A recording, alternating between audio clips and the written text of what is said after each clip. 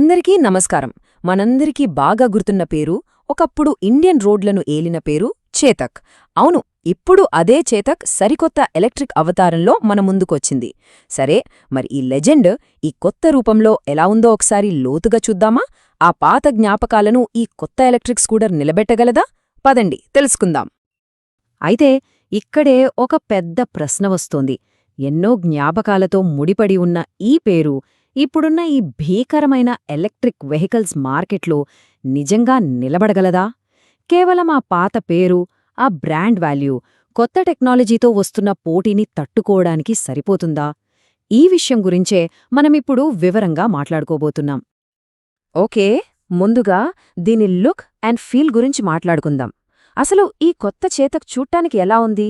కేవలం డిజైన్ మాత్రమే కాదు, దాని నిర్మాణంలో ఉన్న ప్రత్యేకతలేంటో చూద్దాం. అసలు ఈ స్కూటర్ని మిగతా వాటితో పోలిస్తే ప్రత్యేకంగా నిలబెట్టేది దీని బిల్డ్ క్వాలిటీనే. ఇప్పుడు మార్కెట్లో చాలా ఈవీలు ప్లాస్టిక్తో వస్తున్నాయి కదా, కానీ చేతక్ మాత్రం తన వారసత్వాన్ని నిలబెట్టుకుంటూ పూర్తి మెటల్ బాడీతో వస్తుంది. ఇది కేవలం చూడ్డానికి మాత్రమే కాదు, దాన్ని పట్టుకున్నప్పుడు, నడిపినప్పుడు కలిగే ఆ సాలిడ్ ప్రీమియం ఫీలే వేరు. ఇక డిజైన్ని ఇంకాస్త లోతుగా చూస్తే ఆల్ మెటల్ బాడీ, దానికి తోడు ఆ క్లాసిక్ రెట్రో స్టైల్, ఆ పెయింట్ క్వాలిటీ కూడా చాలా ప్రీమియంగా ఉంటుంది. ఇవన్నీ కలిసి ఒక ప్రత్యేకమైన అనుభూతినిస్తాయి. అంతేనా, ప్రాక్టికాలిటీ కూడా ఉంది. ముందువైపు చిన్న చిన్న వస్తువులు పెట్టుకోవడానికి గ్లో బాక్స్, చాలా వెడల్పుగా సౌకర్యవంతంగా ఉండే సీటింగ్, ఇవన్నీ డైలీ రైడ్స్కి చాలా హెల్ప్ అవుతాయి. అక్షరాల 35 లీటర్లు, ఇది దీని సీటు కింద ఉండే స్టోరేజ్ కెపాసిటీ. సింపుల్గా చెప్పాలంటే ఒక ఫుల్ సైజ్ హెల్మెట్ పెట్టొచ్చు, లేదా వీకెండ్కి కావాల్సిన కూరగాయలు కూడా ఈజీగా పట్టేస్తాయి. సిటీలో తిరిగేవాళ్లకి ఇది చాలా చాలా ప్రాక్టికల్ ఫీచర్. సరే, లుక్స్ అన్నీ బాగున్నాయి, మరి పర్ఫార్మెన్స్ సంగతేంటి? అసలు ఈ బండి ఎలా నడుస్తుంది?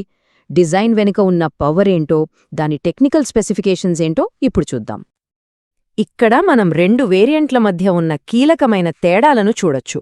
ఒకసారి గమనిస్తే range, battery capacity, top speed, ఈ ముఖ్యమైనవన్నీ రెండింటిలోనూ ఒకేలా ఉన్నాయి. మరి తేడా ఎక్కడొస్తుందంటే అది డిస్ప్లే దగ్గర. ఒక దాంట్లో టచ్ టీఎఫ్టీ స్క్రీన్ ఉంటే ఇంకో దాంట్లో నార్మల్ కలర్ టీఎఫ్టీ స్క్రీన్ ఉంటుంది. ఒక్కసారి ఫుల్ ఛార్జ్ చేస్తే 153 కిలోమీటర్లు. అంటే ఏంటి? సింపుల్. సిటీలో రోజు ఆఫీస్కి, ఇంటికి తిరిగేవాళ్లకి ఓ 3-4 రోజుల వరకు ఛార్జింగ్ గురించి మళ్ళీ ఆలోచించాల్సిన పనే లేదు. ఇది చాలా ప్రాక్టికల్ రేంజ్ అని చెప్పాలి. దీని టాప్ స్పీడొచ్చేసి గంటకు 73 కిలోమీటర్లు. ఓకే, ఇది వినగానే ఇదేమంత ఎక్కువ కాలేమో అనిపించచ్చు. కానీ గుర్తుంచుకోవాల్సిన విషయమేంటంటే ఇది రేసింగ్ కోసం కాదు, సిటీ ట్రాఫిక్లో హాయిగా సమర్థవంతంగా వెళ్లడానికి పర్ఫెక్ట్గా ట్యూన్ చేశారు. దీనివల్ల రైడ్ చాలా స్మూత్గా, కంట్రోల్డ్గా ఉంటుంది. దీని గుండెకాయలాంటిది ఈ 3.5 కిలోవాట్ అవర్ బ్యాటరీ. అయితే ఇక్కడ మనం మాట్లాడుకోవాల్సిన ఒక ముఖ్యమైన విషయం ఏంటంటే దీనికి IP67 రేటింగ్ ఉంది. దాని అర్థం దుమ్ము, ధూళి, నీళ్లు వేటి గురించి భయపడక్కర్లేదు.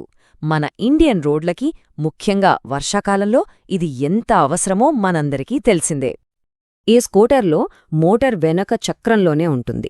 దీన్నే మనం హబ్ మౌంటెడ్ మోటార్ అంటాం. దీనివల్ల కలిగే లాభమేంటంటే రైడ్ చాలా స్మూత్గా, ఎలాంటి కుదుపులు లేకుండా ఉంటుంది. ఇక బ్రేకుల విషయానికొస్తే టాప్ వేరియంట్లలో ఫ్రంట్ డిస్క్ బ్రేక్ ఉంటుంది. ఇది సిటీ ట్రాఫిక్లో కావలసిన సేఫ్టీని, కంట్రోల్ని ఇస్తుంది. ఓకే, బిల్డ్ క్వాలిటీ బాగుంది, పర్ఫార్మెన్స్ సిటీకి సరిపోతుంది. మరి టెక్నాలజీ సంగతేంటి? ఇది ఎంత స్మార్ట్ స్కూటరో ఇప్పుడు చూద్దాం. దీనిలో ఉన్న టెక్ ఫీచర్స్ ఏంటో తెలుసుకుందాం. అసలే స్కూటర్లో స్టాండర్డ్గానే చాలా అద్దిరిపోయే ఫీచర్స్ ఇచ్చారు. చూడండి, colour display, bluetooth connectivity, key జేబులో ఉండగానే బండి స్టార్ట్ చేయొచ్చు, టైట్ పార్కింగ్ స్పేస్లో ఈజీగా బయటకు తీయడానికి రివర్స్ మోడ్. అంతేకాదు, సేఫ్టీ కోసం geo fencing, anti theft alerts కూడా ఉన్నాయి. ఇవన్నీ కలిసి చేతక్ను ఒక పక్కా మోడర్న్ స్కూటర్గా మార్చేశాయి. అయితే ఇక్కడొక చిన్న ట్విస్ట్ ఉంది. స్టాండర్డ్గా కొన్ని ఫీచర్స్ వస్తాయి, కానీ ఇంకా ఎక్కువ కావాలనుకుంటే టెక్ ప్యాక్ అనే ఒక అప్గ్రేడ్ ఉంది. దీంతో మనకు turn by turn navigation, music controls, ఇంకా ఓవర్ స్పీడ్ అలర్ట్స్ లాంటి అడ్వాన్స్డ్ ఫీచర్స్ అన్నీ అన్లాక్ అవుతాయి. సో ఇది పూర్తిగా వాళ్ల అవసరాన్ని బట్టి తీసుకునే నిర్ణయం అన్నమాట. సరే, ఇవన్నీ చూశాక ఫైనల్గా ఏంటి విషయం? ఈ కొత్త చేతక్ కొనచ్చా? దీనిలో ఉన్న ప్లస్లేంటి, మైనస్లేంటి, అసలిది ఎవరికి కరెక్ట్ చాయిస్? ఇప్పుడు క్లియర్గా తేల్చేద్దాం. ఒకసారి దీని స్కోర్ కార్డ్ చూద్దాం. ప్లస్ పాయింట్స్ ఏంటంటే బజాజ్ లాంటి పెద్ద బ్రాండ్ మీద ఉన్న నమ్మకం, దాని సర్వీస్ నెట్వర్క్, అలాగే చాలా smooth ride quality, solid metal body, practical range, ఇవన్నీ దీని బలాలు. మరి బలహీనతలు?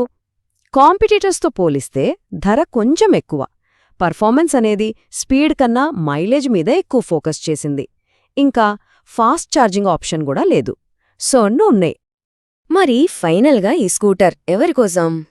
ఎవరైతే నాకు టాప్ స్పీడ్, పికప్ కన్నా బండి సాలిడ్గా ఉండాలి, ఒక నమ్మకమైన బ్రాండ్ అయ్యుండాలి, రోజూ ఆఫీస్కి వెళ్లడానికి కావాల్సిన ఫీచర్లుంటే చాలు అనుకుంటారో వాళ్లకి ఇది పర్ఫెక్ట్ చాయిస్.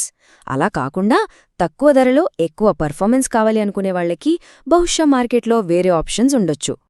సో చివరగా ఒక్కటే ప్రశ్న. ఒక ఎలక్ట్రిక్ స్కూటర్ కొనేటప్పుడు దేనికి ఎక్కువ ప్రాధాన్యత ఇస్తారు? దాని స్టైల్కి, సాలిడ్ బిల్డ్ క్వాలిటీకా, బజాజ్ లాంటి పెద్ద బ్రాండిచ్చే నమ్మకానికా, లేకపోతే సిగ్నల్ దగ్గర అందరికన్నా ముందు దూసుకెళ్లే స్పీడ్కా? ఈ ప్రశ్నకు వచ్చే సమాధానమే చేతక్ సరైన ఎంపిక కాదా అన్నది చెప్తుంది. దీని గురించి ఆలోచించండి.